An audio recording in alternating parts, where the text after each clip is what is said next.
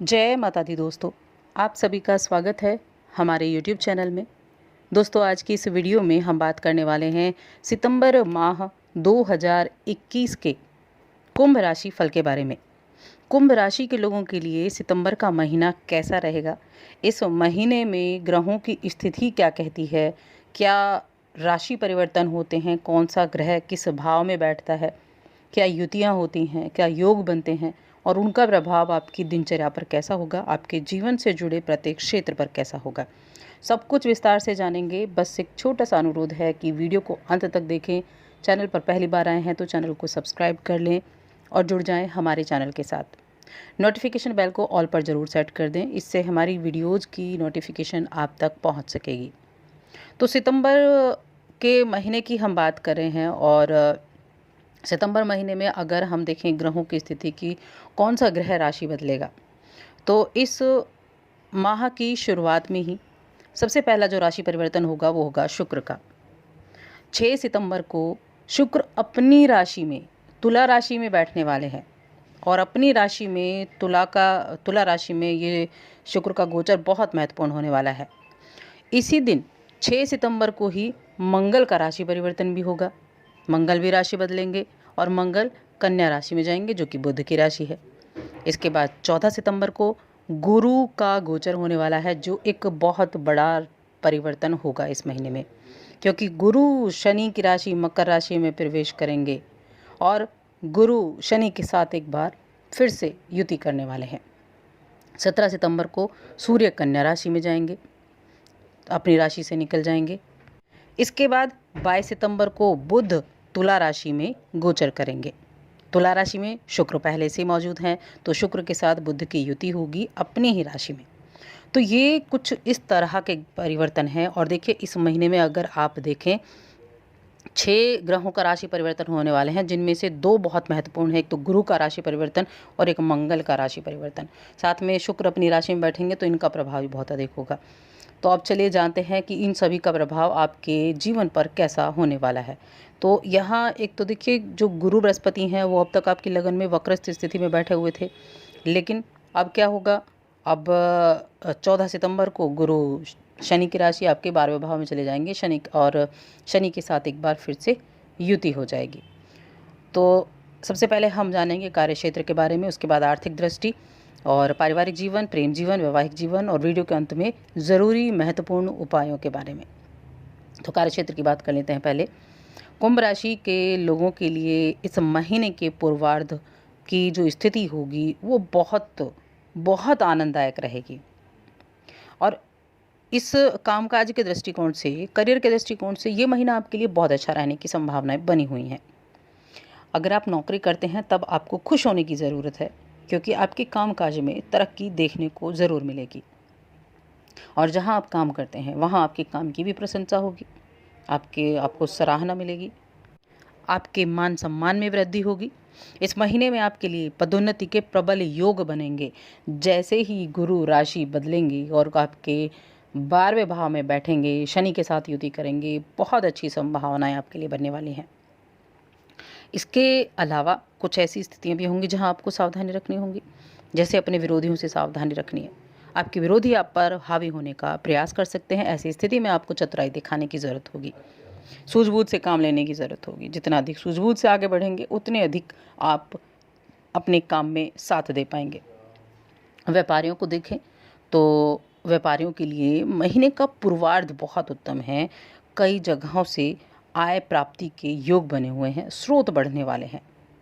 आपके इस महीने में लिख कर ले लीजिए, धन आगमन होगा, अच्छे मात्रा में धन आगमन इस महीने होने वाला है। और इस दौरान 17 सितंबर को जैसे ही सूर्य आपके अष्टम भाव में जाएंगे तो यहाँ सावधानी रखनी होगी। किसी भी स्थिति में किसी भी कानूनी विवाद में पड़ने से बचना होगा, जैसे ही 17 सितंबर को सूर्य अष्टम भाव में जाते हैं। और अगर कोई पुराना कानूनी विवाद चल रहा है तब आपको सतर्क रहने की आवश्यकता होगी। लोगों के साथ बात करने में, अपने व्यवहार में सतर्कता बरतें। बेवजह के विवादों से बचें, वरना कोर्ट कचहरी, थाना, पुलिस, इन सबको चक्कर लगाने में परेशानी हो जाएगी। तो कुछ ऐसी चीज़ें हैं जिनका आपको ध्यान रखना है, जिनकी आपको सावधानी रखनी है। लेकिन अच्छी भी स्थितियाँ हैं। अब आपकी आर्थिक स्थिति कैसी होगी, वित्तीय स्थिति आपकी कैसी होगी, ये भी हम जान लेते हैं। तो आर्थिक दृष्टिकोण से अगर देखा जाए तो महीने के पूर्वार्ध में शुक्र और बुध दोनों एक साथ होंगे, जो आपके खर्चों में वृद्धि कर सकते हैं, व्यर्थ की चीज़ों में फंसा सकते हैं और ऐसी चीज़ों की तरफ आपका रुझान बढ़ सकता है जैसे लॉटरी हुई, सट्टेबाजी हुई, इनकी तरफ ज़्यादा आप ध्यान देने लगेंगे। लेकिन इन चीज़ों से आपको सावधान रहना है। निश्चित रूप से जैसे ये लाभ कराते हैं उसी तरह से मोटा नुकसान कराते हैं। तो इस तरह के किसी भी जोखिम को लेने से बचें, इस तरह के किसी भी काम में जाने से बचना है। एक बात को गांठ बांध कर रख लें कि ऐसी चीज़ों में ना जाएं और जब लेन देन करते हैं तो बहुत ज़्यादा आवश्यक ना हो तो बिल्कुल ना करें। जितना संभव हो कर्ज लेने और देने दोनों ही चीज़ों से बचना है। शनि 12वें भाव में बैठे हैं, ये तो 12वें भाव में काफ़ी समय से बैठे हुए वक्रस्थ स्थिति में है और 15 सितंबर से बृहस्पति भी आपके 12वें भाव में आ जाएंगे। तो जब ये दोनों ग्रह एक साथ मिलेंगे तो खर्चे का योग भी बढ़ जाएगा। तो बजट बनाएं, एक अच्छा सा बजट बनाकर चलें, तब आपके लिए स्थितियाँ अच्छी रहेंगी। अपने बजट को आप सही तरीके से करेंगे तो खर्चों को कंट्रोल कर सकते हैं। बेवजह के उधार तो बिल्कुल भी ना लें। अब बाकी अगर हम शुक्र की देखें तो देखिए शुक्र आपके 9वें भाव में बैठे हैं, सुखों के स्वामी इस महीने की शुरुआत से ही 9वें भाव में बैठेंगे। तो शुक्र की स्थिति आपके लिए अच्छी है, सुख सुविधाओं को बढ़ाने वाली है, क्योंकि भाग्य भाव में बैठे हैं, भाग्य को मजबूत करेंगे, भाग्य को प्रबल करेंगे। और महीने के अंत में बुध भी इनके साथ बैठ जाएंगे तो व्यापारियों के लिए स्थितियाँ एक बार फिर से बहुत अच्छी निर्मित होनी शुरू हो जाएंगी। लेकिन यहाँ मंगल भी एक साथ इस राशि में आने वाले हैं। अब मंगल जो हैं वो 6 सितंबर को कन्या राशि में जाएंगे। कन्या राशि में यानी कि आपके 8वें भाव में। 8वें भाव में परिवर्तन का भाव है तो ज़मीन जायदाद संबंधी भी जो काम हैं उनमें कहीं ना कहीं आपको कोशिश करने से सफलता ज़रूर प्राप्त होगी। उपाय ज़रूर करने हैं, उपाय वीडियो के अंत में मिलेंगे। अब हम बात करते हैं आपके प्रेम जीवन, वैवाहिक जीवन के बारे में। तो प्रेम संबंध के लिए ये महीना अच्छा रहेगा। महीने की शुरुआत बहुत अच्छी रहेगी।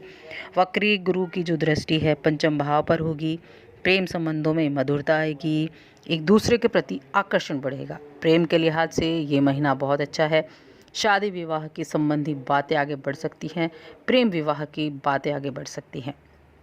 और जब मध्य माह में गुरु बृहस्पति का परिवर्तन होगा तब आपको थोड़ी सावधानी रखनी होगी।